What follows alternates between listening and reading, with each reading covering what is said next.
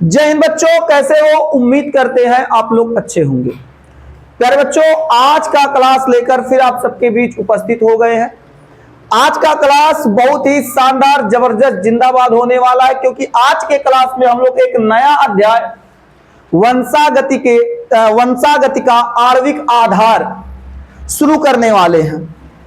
एक बार जल्दी से भारत माता की जय, जय जवान जय किसान, इनकलाब जिंदाबाद का नारा बोलते हुए आज का क्लास हम लोग क्या करते हैं, शुरू करते हैं। अब आपके मन में एक प्रश्न आ रहा होगा, बड़ा लंबे अंतराल के बाद सर जी आप आए। देखिए बच्चा, होता क्या है, कभी कभी पारिवारिक उलझनों में व्यक्ति उलझ जाता है तो 2, 4, 5 क्लास मिस हो जाता है। तो कुछ कारणवश बीच में लंबा गैप लग गया, लेकिन अब मेरे देश के नौजवान चिंता नहीं लीजिए, हम आपसे पहले भी कह चुके हैं, पूरा बायोलॉजी पढ़ाएंगे। केवल पढ़ाएंगे ही नहीं, बल्कि आपको प्रैक्टिस करा के बायोलॉजी के लिए इतना तैयार करके भेजेंगे कि आपका बायोलॉजी में 70 में 70 की गारंटी हमारी है। लेकिन अगर आप पढ़ेंगे तब, नहीं पढ़ेंगे तो कोई आपकी ना गारंटी ना वारंटी। मेरे देश के नौजवान, आज जो हमारा चैप्टर है अध्याय 5, अध्याय 5 है जी, जल्दी बताइए कौन सा है अध्याय? अध्याय 5। अरे बाप, अंग्रेजी वाले आ गए का? हिंदी मीडियम में इंग्लिश वाले आ गए 5। चलिए, अध्याय कौन सा बच्चा? अध्याय 5। अध्याय 5 में हम लोग पढ़ेंगे, क्या पढ़ेंगे बच्चा? मार्कर कहां है? अध्याय 5 में हम लोग पढ़ेंगे वंशागति का आणविक आधार। वंशागति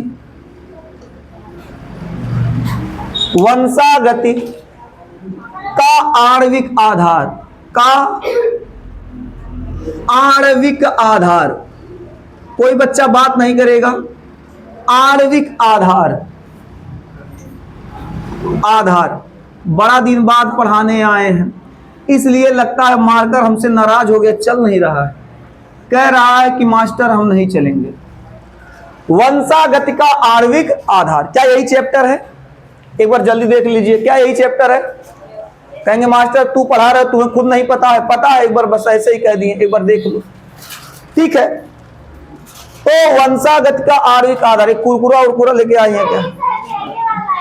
चलिए, वंशागति का आणविक आधार आज का हमारा क्लास, इसका इंट्रोडक्शन का क्लास है, परिचय का क्लास है। देखेंगे भाई सब, आखिरकार सबसे पहले समझते हैं इस चैप्टर का नाम वंशागति का आणविक आधार क्यों रखा गया।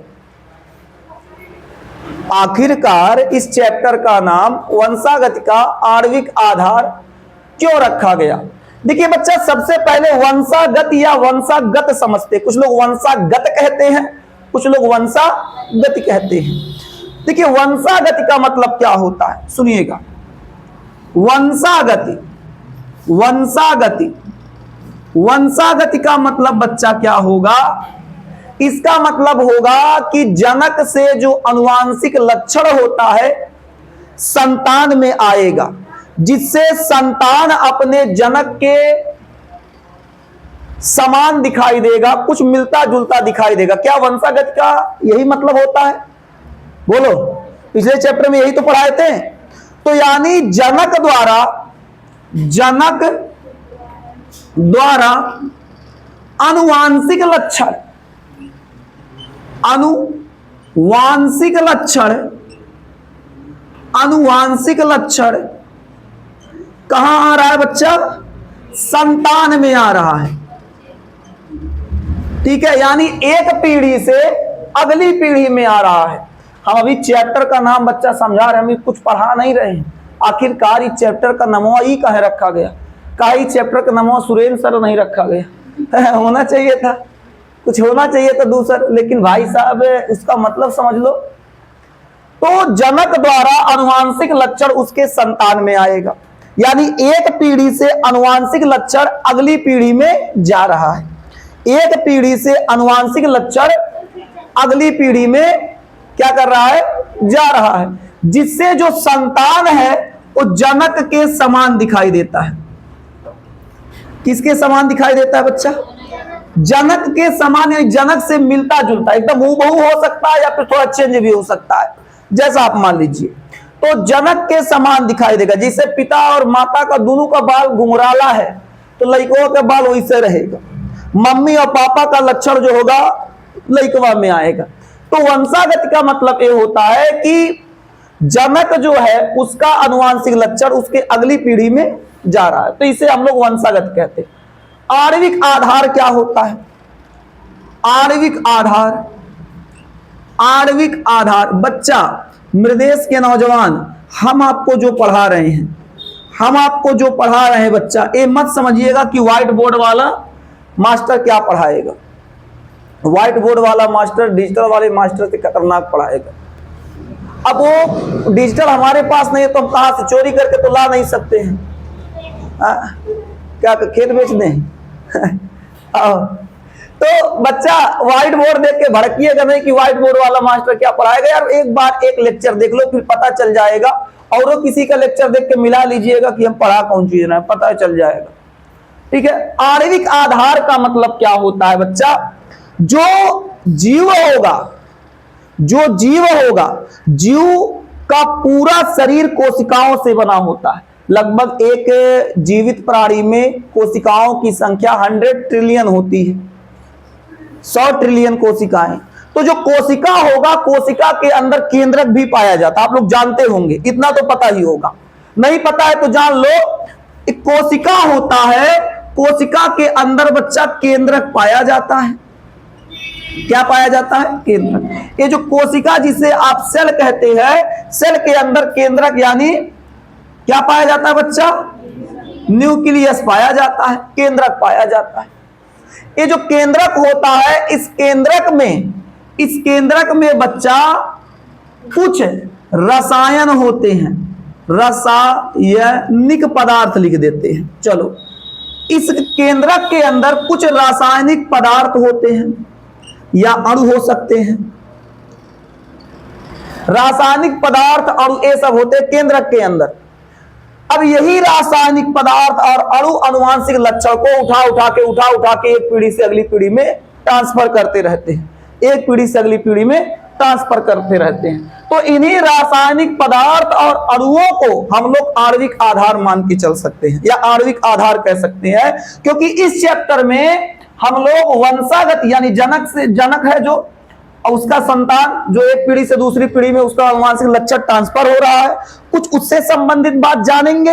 और इसके अलावा इस चैप्टर में हम लोग रासायनिक पदार्थ या अणु के बारे में जानेंगे कि आखिरकार केंद्रकवा के अंदर कौन सा रासायनिक पदार्थ पाया जा रहा है। तो इस चैप्टर में हम लोग ये जानेंगे। तो मिला जुला के निचोड़ क्या निकला? इस चैप्टर का निचोड़ ये निकला, वंशागत का आणविक आधार क्या है? वंशागत का आणविक आधार है कि जनक हो चाहे संतति हो, जनक हो या संतति हो, जनक से जो अनुवांशिक लक्षण संतति में जा रहा है, तो इनके कोशिकाओं के अंदर जो केंद्रक पाया जा रहा है, उस केंद्रक में कुछ रासायनिक पदार्थ या अणु हैं। वो अणु जो होते हैं क्या करते हैं? जो रासायनिक पदार्थ या अणु हैं, वो अणु एक पीढ़ी से अगली पीढ़ी में क्या करते हैं? लक्षणों को ट्रांसफर करते रहते हैं। आखिर ये रासायनिक पदार्थ क्या है, कैसे कहां पाया जाता है, कैसे व्यवस्थित होता है, हम लोग इस चैप्टर में इसी के बारे में जानेंगे। इसी रासायनिक पदार्थ या अणु के बारे में इस चैप्टर में समझने वाले हैं, जिसे आगे चल के आप डीएनए आरएनए बोलेंगे। क्या बोलो, समझ में बात आया? कितना बच्चों को ये चैप्टर का मतलब समझ में आ गया? हाथ ऊपर करो। मैं कुछ पढ़ाया नहीं, केवल चैप्टर का मतलब समझा रहा था। कितना लोग को आ गए? एक बार हाथ ऊपर कर दीजिए। बहुत अच्छा। आप लोग को नहीं आया? अभी चैप्टर शुरू ही हुआ है बाबू। डिस्प्रेशन में चले गए क्या? अरे वही डिप्रेशन क्या चले गए क्या? नहीं, बाहर आइए। अगर जाइएगा बाबू बोर्ड परीक्षा से पहले आ जाइएगा। हाँ आओ। क्या इस चैप्टर का मतलब समझ में आ गया? और जब बात हम कोशिका का छेड़ ही दिए हैं तो शुरू कोशिका से ही करेंगे, ताकि आपको एक एक बात हम बहुत बारीकी से समझा सके, पूरा कहानी हम आपको बता सके, कहां से कहां बात उठा, आखिर रासायनिक पदार्थ तक बात कैसे पहुंचा। हम आपको एक एक कड़ी आपको समझाने वाले, एक एक बात हम आपको समझाने वाले हैं। अगर आप क्लास के अंत तक बने रहें, आपसे कह रहे आपसे, अगर आप क्लास के अंत तक बने रहे तो मां कसम फिर जान लीजिए आप शुरुआत बहुत खतरनाक कर रहे हैं। इतना विश्वास कीजिएगा। बाकी ये सब तो क्लास छोड़ के जाएंगे नहीं, क्योंकि हम पकड़ के रखे हैं। कहाँ जाएंगे जब क्लास में बैठे हैं, स्पेशल आइबे किए हैं पढ़ने, तो आप भी पढ़ने आए हैं तो आप भी पढ़ लीजिए। बच्चा आप सबको पता है, बहुत पहले जब आप 9th में 8th में 7th में पढ़ रहे होंगे, तब जब बायोलॉजी शुरू हुआ होगा तभी आपको बताया गया होगा रॉबर्ट हुक ने 1665 ईस्वी में कोशिका का खोज किया था। बोलो कितना बच्चों को पता है? एक बार जल्दी हाथ उठा दो। बहुत अच्छे, मां कसम तुम लोग इतना अच्छे बच्चे हो कि मैं क्या ही बताऊं, क्या करूं, क्या बताऊं, इतना अच्छे बच्चे हो। ए है सेल, ए क्या है? सेल, कोशिका, ए ऐसे लिखते हैं। ये बताओ बच्चा, जो सेल यानी कोशिका होता है, जो सेल यानी कोशिका होता है, कोशिका का खोज सबसे पहले किसने किया? रॉबर्ट हुक ने किया। किसने किया? रॉबर्ट, ठीक है, रॉबर्ट हुक। हाँ बच्चा आपकी बात बिल्कुल सही है, हम सब बताएंगे, धैर्य रखिएगा। रॉबर्ट हुक ने क्या किया? कोशिका की, हाँ मृत कोशिका, ठीक है, अभी पढ़ाने दीजिए। रॉबर्ट हुक ने कोशिका का खोज किया कब? 1665 ईस्वी में। आइए मार्कर हटाते हैं इसको। 1665 ईस्वी में रॉबर्ट हुक क्या करते हैं? कोशिका की खोज करते हैं। और जब कोशिका का खोज हुआ तो सन्नाटा पड़ गया कि रॉबर्ट हुक ने कहा हम भाई कोशिका के खोज कर दिए हैं, हल्ला वल्ला नहीं करना, हम कोशिका का खोज कर दिए हैं। अब यहां तो पिक्चर शुरू हुआ था, बात आता है 1831 की। कहानी सुनिएगा, बात शुरू हुआ ओरिजिनल 1831 की। 1831 में एक वैज्ञानिक आते हैं जिनका नाम है रॉबर्ट ब्राउन। रॉबर्ट ब्राउन, हमारे यहां होता है इसका नाम रखते हैं रॉबर्ट भुअरा। क्या नाम रखते हैं? ब्राउन माने क्या होता है? भूरा होता है, तो इसका नाम क्या उस हिसाब से क्या पड़ गया? रॉबर्ट भुअरा। फिलहाल हम लोग इनका नाम देखते हैं। तो रॉबर्ट ब्राउन आते हैं 1831 ईस्वी में। 1831 ईस्वी में आते हैं रॉबर्ट ब्राउन। रॉबर्ट ब्राउन इस समय कोशिका के अंदर झांक कर देखते हैं तो इन्हें केंद्रक दिखता है। क्या दिखता है? केंद्रक, जिसे हम लोग क्या कहते हैं? न्यूक्लियस कहते हैं। क्या कहते हैं?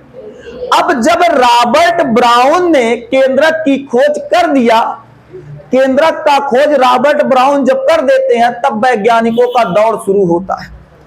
कुल वैज्ञानिक अब परेशान, ससुरा नहीं तो हुका तो ठीक है था, ये भुअरा तो और खतरनाक हो गया। हाँ हुक तो एक हिसाब है ठीक है, तब कोशिका का खोज कर दिया, लेकिन हमारी एनसीईआरटी एंटोन वान ल्यूवेनहॉक को बताती है, क्योंकि उन्होंने जीवित कोशिका की खोज किया था, तो हमारा जो कॉन्सेप्ट है कॉन्सेप्ट पे ही रहते हैं। तो जब रॉबर्ट ब्राउन केंद्रक का खोज कर दिए तब वैज्ञानिकों में दौड़ मचा। ससुरा नहीं तो ये रॉबर्ट ब्राउन केंद्रक का खोज कर दिया, रॉबर्ट हुक कोशिका का खोज कर दिया, हम लोग क्या कर रहे हैं? तो और वैज्ञानिकों में खलबली मचा। ऐसा नहीं काम चलेगा, हम लोग को भी क्या करना पड़ेगा? कुछ करना पड़ेगा, खोजेगा। कोशिका के अंदर हम लोग भी खोज करेंगे। अगर वो कोशिका की खोज किया रॉबर्ट हुक, रॉबर्ट ब्राउन केंद्रक की खोज किया, तो हम केंद्रक के अंदर वहां झांकेंगे। हाँ हम कहां झांकेंगे? केंद्रक के अंदर झांक के देखेंगे कि केंद्रक के अंदर क्या है। अब यहां केंद्रक की दौड़ शुरू होती है। तो एक काम करो, इतना बात याद रखिएगा, केंद्रक की खोज रॉबर्ट ब्राउन ने किया। यहां तक नोट करना है, नोट कीजिए, मैं मिटा के फिर इसके आगे कहानी शुरू करता हूं। बच्चा एक कहानी है, एक कहानी है, सुनते जाओ, कॉन्सेप्ट क्लियर होता जाएगा। सन आप याद करना चाहे तो कर सकते हैं, हम आपको बता दे रहे हैं। जल्दी नोट कीजिए, फिर आगे बढ़ते हैं, जल्दी कीजिए। हाँ बच्चा, नहीं 1831 ना 1831 बच्चा, ठीक है, मिटाए। चलिए अब हम लोग क्या करते हैं, आगे बढ़ते हैं, पढ़ाते हैं, पर बतियाने का बतियाइएगा नहीं बच्चा, मत बात कीजिए, मां कसम शराब दे दूंगा, जल के राख हो जाओगे। अब मेरे देश के नौजवान, हम लोग केंद्रक से अपनी पढ़ाई भी शुरू करते हैं। अभी थोड़ी देर पहले हमने बताया कि केंद्रक का खोज हो गया। देखो कुछ बच्चे इतना अच्छे हैं कि मैं क्या ही बताऊं, हमारा मन करे उनको भारत रत्न तो दे दें, भारत रत्न दे दे क्या। हाँ, अभी बच्चा हम आप लोग को प्रसाद देंगे, लड्डू खाओगे, लड्डू बतिया रहे हो इसलिए लड्डू देंगे। अभी स्पेशल मंगाएंगे आपको थाईलैंड से, घबराओ ना। अब कहेंगे मास्टर थाईलैंड में लड्डू नहीं होता है। हाँ तो आप समझ जाओ मास्टर क्या कहना चाह रहा है, कौन लड्डू बात कर रहा है। आओ, केंद्रक की खोज किसने किया, जल्दी बता दो किसने किया। हाँ, रॉबर्ट बोरा। ये नहीं कहना, गुस्सा जाएंगे। रॉबर्ट ब्राउन, ऐसे ही बता दिए। रॉबर्ट ब्राउन केंद्रक की खोज करते हैं। अब जब केंद्रक की खोज हुआ तो अलग अलग वैज्ञानिक केंद्रक के ऊपर अजुरा गए। हम केंद्रक के अंदर झांकेंगे, हम केंद्रक के अंदर झांकेंगे, हम केंद्रक के अंदर झांकेंगे। झांक केंद्रक के अंदर तो अलग अलग वैज्ञानिक केंद्रक के अंदर झांकने का प्रयास करते हैं। तो वैज्ञानिकों का एक दौर शुरू हुआ। सुनिएगा, इधर हम लेते हैं, अलग अलग वैज्ञानिकों का अपना मत देखते हैं। सबसे पहले एक वैज्ञानिक आते हैं जिनका नाम है नगेली। क्या नाम है? नगेली। नाम कभी सुने हैं आप लोग? कभी नाम सुने हैं? नहीं सुने हैं, पहली बार सुन रहे। कोई बच्चा बताए जो कभी नगेली का नाम सुना हो। कोई भी बच्चा नहीं सुने हैं? एक वैज्ञानिक आते हैं जिनका नाम है नगेली। ठीक है, क्या नाम है बच्चा? नगेली। बात नहीं, परसा नरेश बैठ जाइए, बेचारे लेट आते हैं, फिलहाल कोई दिक्कत, कुछ ज्यादा छूटे नहीं, अभी शुरू कर रहे, अभी मिटाए भी कुछ नहीं है, अभी शुरू बस किए हैं। तो अब जब बात केंद्रक की आई तो केंद्रक के संदर्भ में एक वैज्ञानिक आके खड़े हुए जिनका नाम है नगेली। नगेली 1842 ईस्वी, 42 है कि 41, शायद इस पे कंफ्यूजन, 42 है शायद। ठीक है, सन नहीं याद रहेगा, कोई टेंशन नहीं है, जहां तक मुझे पता है 1842 ही है। तो नगेली आते हैं। नगेली का ना हम केंद्रक के अंदर झांकेंगे और झांक के चेक करेंगे केंद्रक का अंदरवा है क्या। अब नगेली अपना काम शुरू करते हैं और शुरू करते हुए उन्होंने यूकैरियोटिक कोशिका दो टाइप्स का होता है, प्रोकैरियोटिक, यूकैरियोटिक। तो यूकैरियोटिक कोशिका के केंद्रक के अंदर ये झांकते हैं और झांकने पर इन्हें बच्चा कुछ दंडवत संरचना दिखाई देती है। क्या दिखाई देती है? दंडवत संरचना कुछ दंडवत संरचना दिखाई देती है। क्या दिखाई देती है? कुछ दंडवत संरचना दिखाई देती है।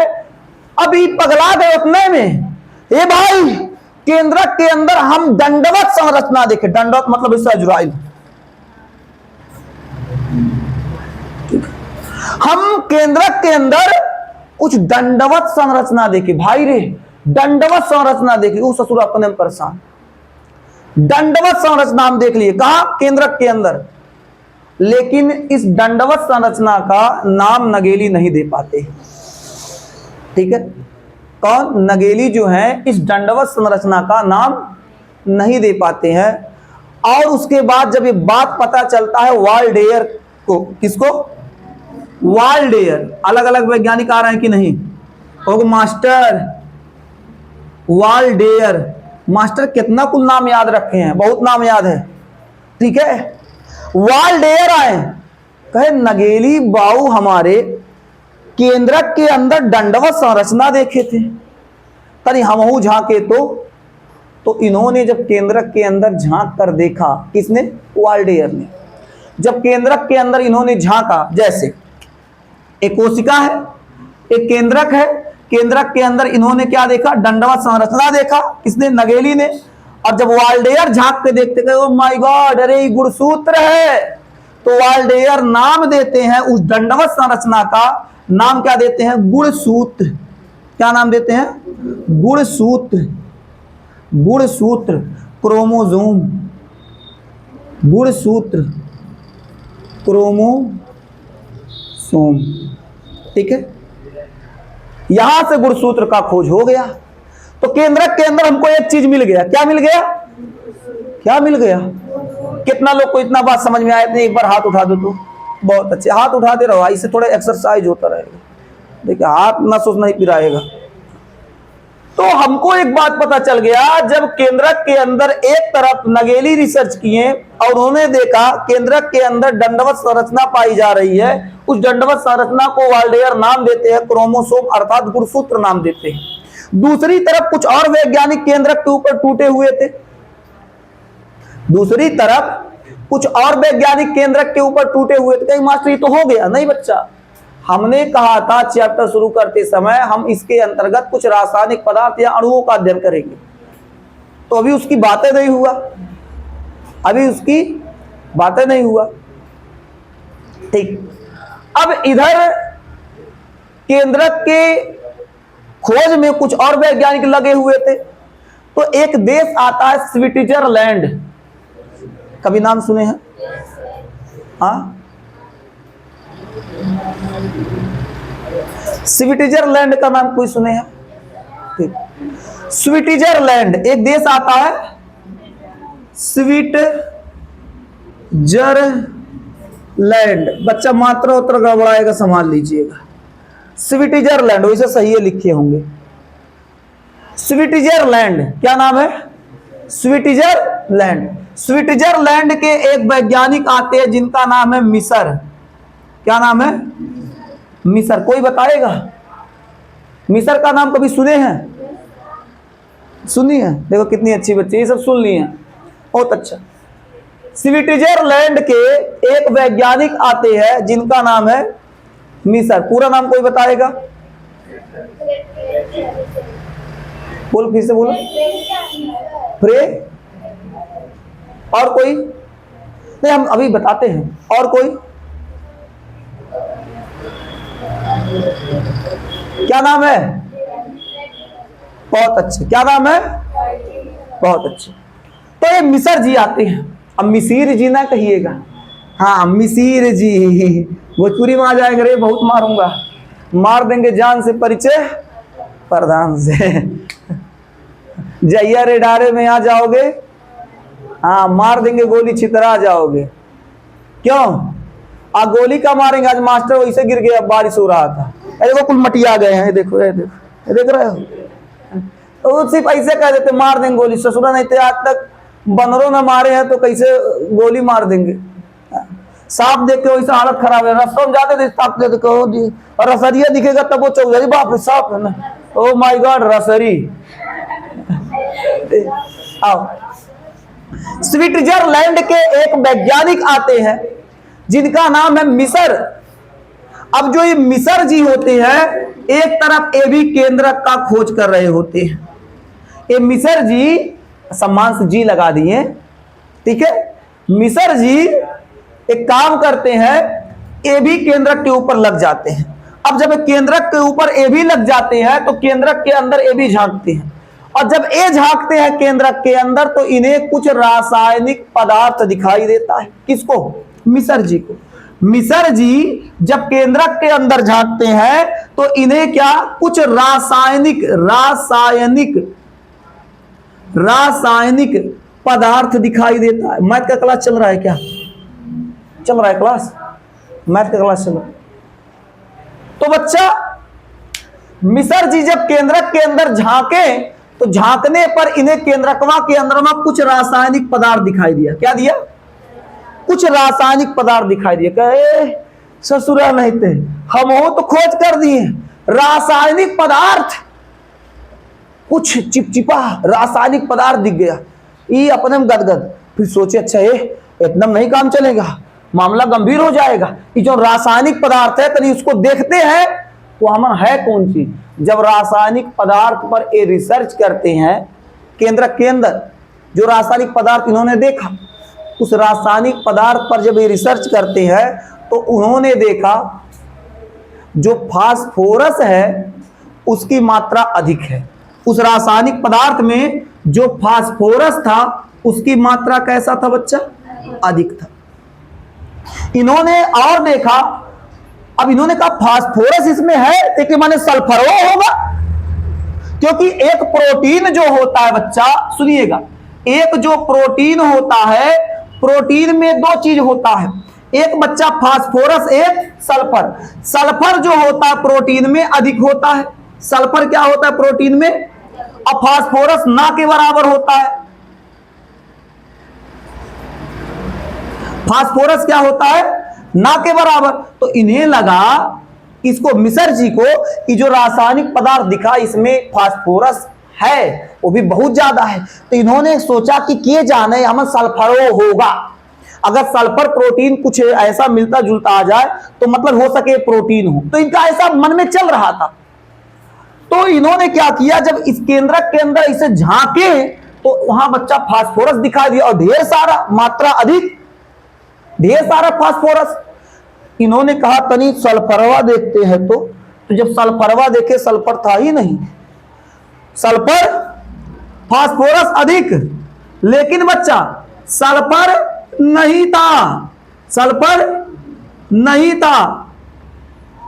अब कहेंगे मास्टर तब तो मामला गंभीर हो गया। अब बच्चा फ्रेडरिक मिक्सचर का दिमाग खराब हुआ। ठीक है, फ्रेडरिक मिक्सचर का दिमाग खराब हुआ।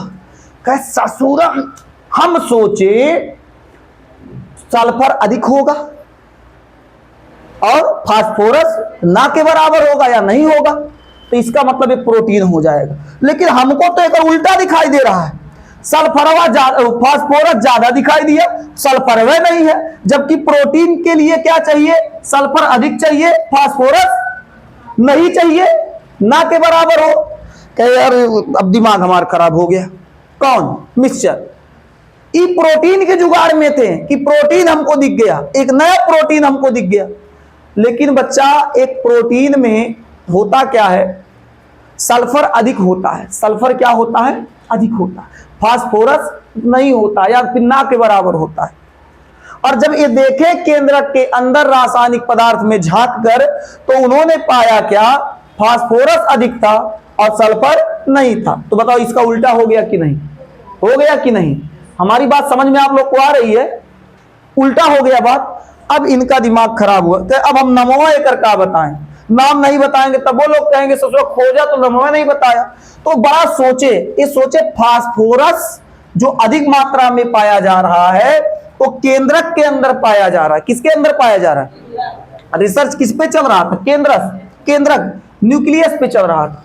तो इन्होंने कहा जब केंद्रक के अंदर ये पाया जा रहा है तो एक काम करते, केंद्रक से जुड़ा हुआ नाम रख देते हैं। तब इन्होंने केंद्रक से जुड़ा हुआ नाम की जो रासायनिक पदार्थ मिला था उस रासायनिक पदार्थ का एक नाम देते हैं। क्या नाम देते हैं बच्चा? न्यूक्लिन नाम देते हैं। नाम क्या देते हैं? न्यूक्लिन नाम देते हैं। क्या नाम देते हैं? न्यूक्लिन। इस रासायनिक पदार्थ का उन्होंने जो देखा था उसके अंदर, उसका नाम इन्होंने न्यूक्लिन दिया। क्या नाम दिया? न्यूक्लिन। कह ले भैया हम भी नया खोज कर दिए न्यूक्लिन का। किसका खोज कर दिए? न्यूक्लिन का। अब बात यहां खत्म हुआ। लेकिन एक और वैज्ञानिक कूद के आ गए जिनका नाम था अल्टमान। हाई सीरीज खत्म हो गया, इधर वाले सीरीज में बात कर रहे हैं। इधर वाले हो गए सब, गुणसूत्र खोज के रह गए, इधर वाले में बात करते। तो जब रासायनिक पदार्थ का खोज हो गया जिसे इन्होंने न्यूक्लिन कहा, तब एक वैज्ञानिक आते हैं जिनका नाम है अल्टमान। नाम याद रख लीजिएगा। अब ये जब आते हैं बच्चा, तो जब ये आते हैं तो क्या करते हैं? ये न्यूक्लिन पर रिसर्च करना शुरू करते हैं। न्यूक्लिन पर जहां छोड़ दिए थे। कौन? मिसर जी जहां छोड़ दिए थे उस न्यूक्लिन पर रिसर्च करते हैं। इन्होंने भी देखा फास्फोरस वास्तव में अधिक है। फिर उसको, फास्फोरस को चेक करने का प्रयास करते हैं कि वास्तव में कैसा है, अम्लीय है, क्षारीय है, उदासीन है, कैसा है। और जब ये चेक करते हैं तो पता चलता है कि ये अम्लीय है। कैसा है? अम्लीय है। यानी अम्लीय को हम लोग इंग्लिश में क्या कहेंगे? एसिड। अम्ल को हम लोग इंग्लिश में क्या कहते हैं? एसिड। इन्होंने कहा यार गजब चीज, ये जो फास्फोरसवा ढेर कुल मात्रा में था वो क्या है? अम्लीय है। तो इन्होंने कहा देख तरीके इसको न्यूक्लिन नहीं कहेंगे, अल्टमान बदल गए। इन्होंने कहा इसका जो गुण है, ये जो रासायनिक पदार्थ है वो अम्लीय है। कैसा है? अम्लीय है। इसको हटा दे। आ रहा है क्या कैमरे में? हट गया। एक ऐसा है, इन्होंने कहा ये अम्लीय है और अम्लीय गुण के नाते इनका नाम इन्होंने, किन्होंने? बहुत अच्छे। अभी जो नाम बताए थे वैज्ञानिक का, क्या नाम बताए हैं? हाँ, नाम नहीं भूलिएगा। तो इन्होंने अम्लीय प्रकृति जब देखा तो इन्होंने इसका नाम बदलकर इन्होंने क्या रख दिया? न्यूक्लिक अम्ल। क्या नाम रखा? इंग्लिश में न्यूक्लिक एसिड। इन्होंने क्या नाम रखा बच्चा? न्यूक्लिक एसिड नाम रखा। अब हमको पता चल गया जो केंद्रक के अंदर रासायनिक पदार्थ होता है, उस रासायनिक पदार्थ को क्या कहा जाता है? क्या कहा जाता है? क्या कहा जाता है? न्यूक्लिक एसिड कहा जाता है। और इस चैप्टर में बात है न्यूक्लिक एसिड की होगी। बात किसकी होगी? न्यूक्लिक एसिड की ही बात होगी। बोलो कितना बच्चों के पूरी बात समझ में आ गई? एक बार हाथ ऊपर कर दे। आ गया? आ गया। नए बच्चे जो इस समय आ रहे हैं उनको भी आ रहा है क्या समझ में? चैप्टर भी शुरू हुआ है तो मुझे लगता है कि आप लोग को समझ में आ रहा होगा। आ रहा है क्या? कोई दिक्कत? साइड हो जाए। ठीक है, यहां तक नोट कीजिए, फिर हम लोग क्या करते हैं, आगे बढ़ते हैं। नोट कीजिए।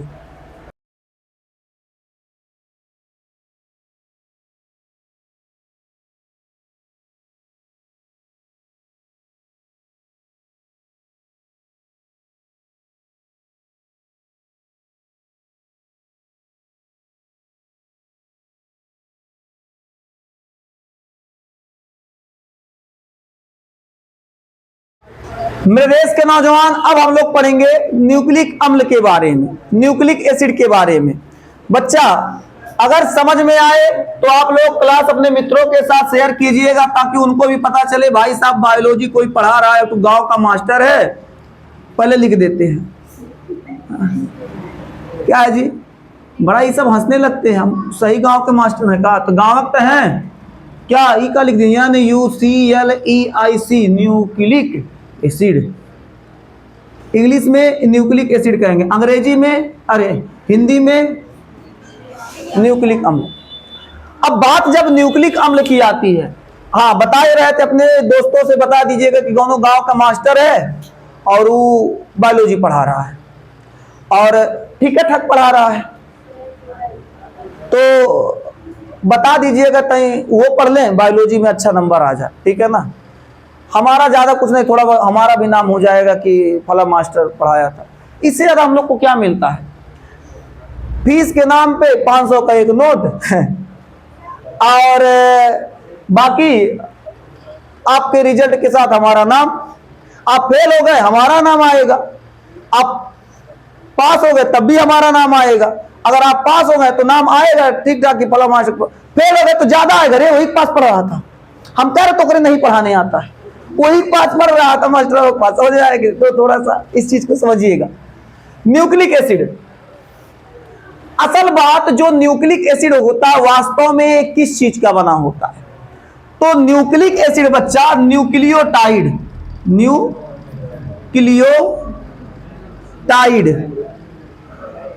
बच्चा, न्यूक्लिक एसिड जो होता है, न्यूक्लिक अम्ल जो होता है, पीछे वाले आवाज नहीं, जो न्यूक्लिक एसिड होता है वो न्यूक्लियोटाइड का बना होता है। किसका बना होता है? अब वास्तव में जो न्यूक्लियोटाइड होता है, एक न्यूक्लियोटाइड से नहीं, ऐसे ढेर सारे न्यूक्लियोटाइड आपस में जुड़े होते हैं और जुड़कर क्या करते हैं? एक चैन बनाते हैं। ध्यान दीजिएगा, बात समझ गए तो समझ गए, वरना फिर दिक्कत हो जाएगा। न्यूक्लिक एसिड जो होता है वास्तव में न्यूक्लियोटाइड का बना होता है। किसका बना होता है? ये जो न्यूक्लियोटाइड होता है, एक नहीं बल्कि एक से ज्यादा ऐसे एक दूसरे से जुड़कर एक चैन बनाते हैं, एक श्रेणी बनाते हैं, एक श्रृंखला बनाते हैं, जो कह लो। तो एक चैन बनाएंगे। कौन चैन बनाएगा? न्यूक्लियोटाइड। और ये जो चैन बनता है, इस चैन को बच्चा हम लोग क्या कहते हैं? बहुलक कहते हैं। क्या कहते हैं? ठीक है, क्या कहते हैं? बहुलक कहते हैं। शायद इसको इंग्लिश में पॉलीमर कहा जाता है, शायद। क्या ठीक है हम भी कब को शायद उसी में चिपका देते हैं। आओ, क्या कहेंगे? बहुलक कहेंगे। तो न्यूक्लियोटाइड जो होता है वो क्या करता है? श्रेणी में जुड़ता है, एक चैन बनाता है, और इस चैन को हम लोग क्या कहते हैं? बहुलक। तो आपसे अगर सवाल पूछा जाए न्यूक्लियोटाइड न्यूक्लिक एसिड क्या है, तो आप कहेंगे nucleic acid, nucleic acid, acid का चाहे अम्ल, न्यूक्लिक एसिड न्यूक्लियोटाइड,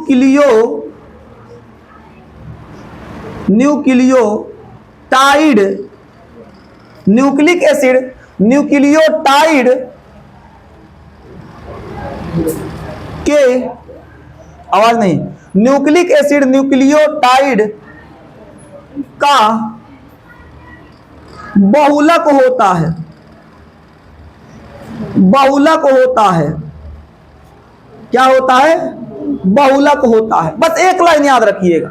आपसे कोई पूछे न्यूक्लिक एसिड क्या होता है, आप कहेंगे न्यूक्लिक एसिड न्यूक्लियोटाइड का बहुलक होता है। तो आपसे कोई पूछेगा बहुलक मतलब, तो बता दीजिएगा। न्यूक्लियोटाइड जो होता है उसको एक चैन में हम लोग जोड़ते जोड़ते चले जाएंगे तो एक श्रृंखला बन जाएगी। तो उस श्रृंखला या चैन को हम लोग क्या कहेंगे?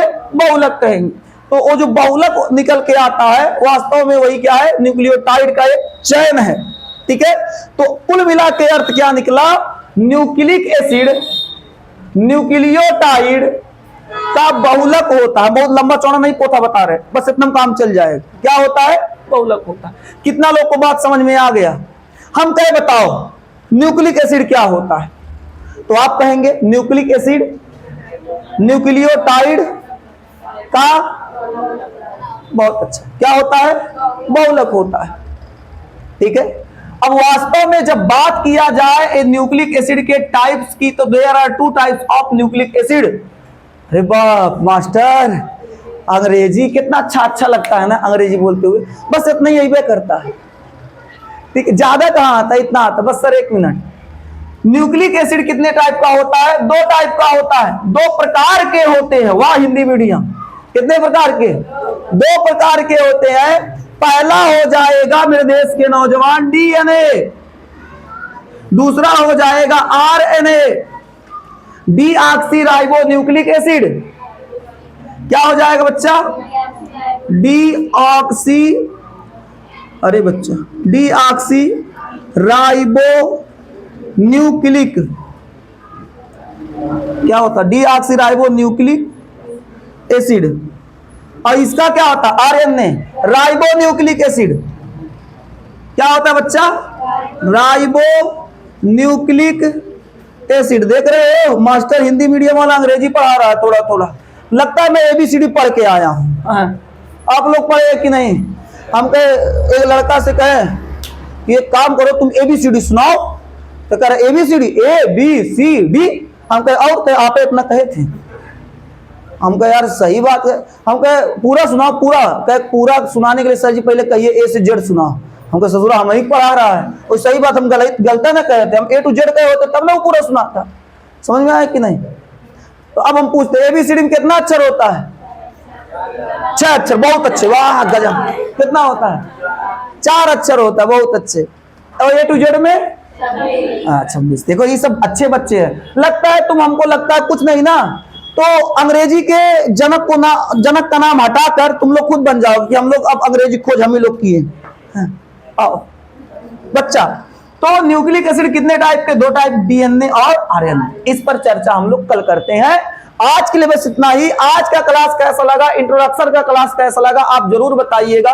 कमेंट में अपना राय जरूर दीजिए। और बहुत दिनों बाद लेकर क्लास आए हैं, अब क्लास कंटिन्यू पड़ेगा, टेंशन नहीं बच्चा। जय जवान जय किसान, भारत माता की जय बोलकर क्लास जो शुरू हुआ था अब यहीं खत्म होता है। ठीक है, हाँ जय हिंद। अब मैं पटकूंगा, ठीक है। चलिए आज का क्लास यही समाप्त करते हैं। आप अच्छे से रहिए, स्वस्थ रहिए, मस्त रहिए, फिर मिलते हैं अगले क्लास में। तब तक के लिए जय हिंद।